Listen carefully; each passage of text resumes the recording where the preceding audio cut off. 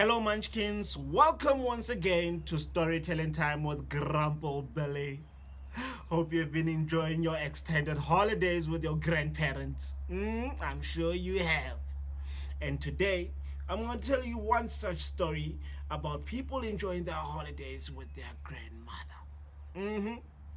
And don't forget, while we're still with our grandparents, we should wash our hands or sanitize and also wear our masks when going out for essentials. Right? Only essentials, nothing else. So today's story is Holidays with Grandmother by Violet Otieno. Quickly settle down and let's start. Odongo and Apio lived in the city with their father. They looked forward to the holidays, not only because school was closed, but because they went to visit their grandmother. She lived in a fishing village near a large lake. Odongo and Apio were excited because it was time to visit their grandmother again.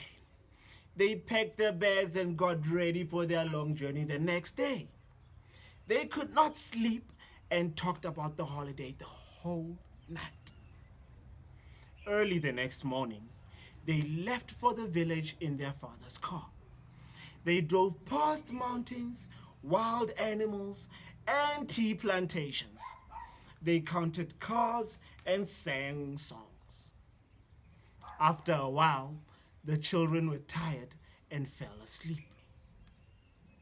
Father woke up Adongo and Abio as they arrived in the village. They found Nyakanyada, their grandmother, resting on a mat under a tree. Nyakanyanda is a Luo name. It means daughter of the people of Kanyada. She was a strong and beautiful woman. Nyakanyada welcomed them into the house. She danced around the room singing with joy. Her grandchildren were excited to give her the present they brought from the city. "First open my gift," said Odongo. "No, my gift first," said Apio. After she opened the presents, Nyakanyanda blessed her grandchildren in a traditional way.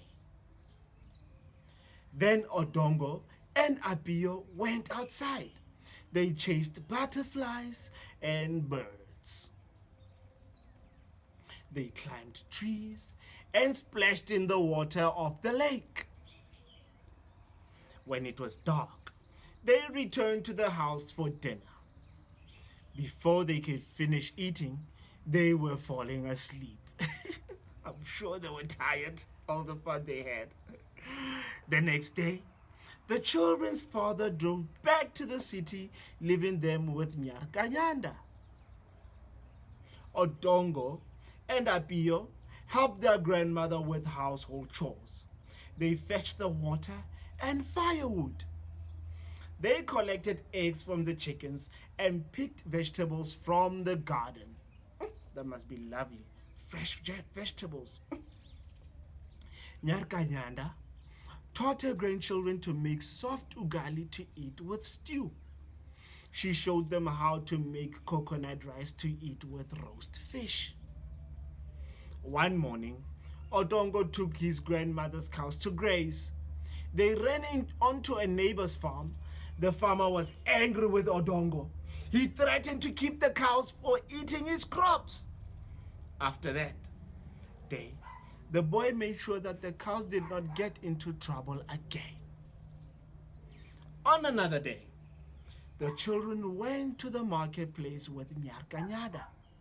She had a stall selling vegetables, sugar, and soap.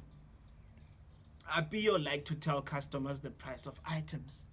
Odongo would pack the items that customers bought. At the end of the day, they drank chai tea together. They helped grandmother to count the money she earned. But too soon, the holidays were over. The children had to go back to the city. Nyarkanyada gave Odongo a cap and Apio a sweater. She packed food for the journey. Must have been a lot of food. Sure, they went a long journey. When their father came to fetch them, they did not want to leave. The children begged Nyakanyada to go with them to the city. She smiled and said, I am too old for the city. I will be waiting for you to visit me again. Odongo and Apio both hugged her tightly and said goodbye. When Odongo and Apio went back to school, they told their friends about their life in the village. Some children felt that life in the city was good. Others felt that the village was better. What do you think? But most of all, everyone agreed that Odongo and Apio had a wonderful grandmother. The end. Hope you enjoyed that story.